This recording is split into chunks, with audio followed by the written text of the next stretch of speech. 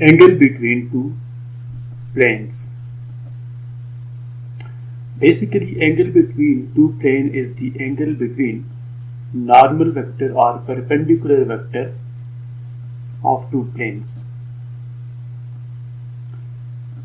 Here we see that we have two planes, plane 1 and plane 2.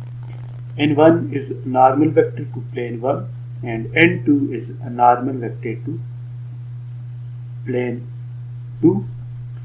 So angle theta is basically angle between N1 and N2, normal to plane 1 and normal to plane 2. This angle theta is also the angle between plane 1 and plane 2. So when two planes intersect, the angle between two planes is basically the angle between normal vector or perpendicular vector to two planes. First we know that how to find normal vector from equation of plane. General equation of plane is ax plus by plus cz plus d equal to 0. This is general equation of plane. Here A, B, C are coordinates of normal vector to the plane.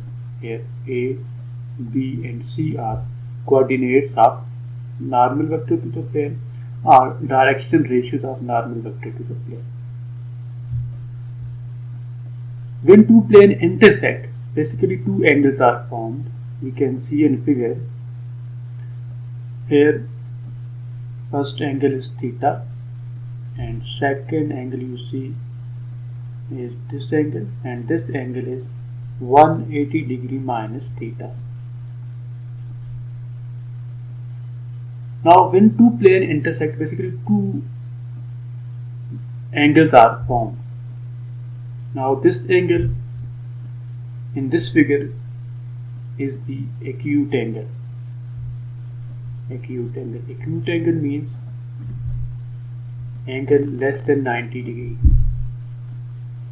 And this second angle in this case is, as this angle is less than 90 degree, so this angle will be greater than 90 degree. So this angle is obtuse angle.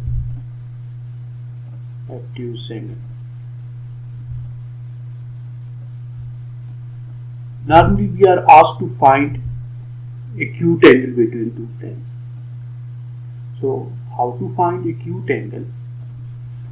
So this is the relation to find angle between two planes. Cos of theta equal to n1 dot n2 on n1 magnitude, n2 magnitude. Here n1 and n2 are normal vector to plane 1 and plane 2. So by using this relation we can find angle between two planes.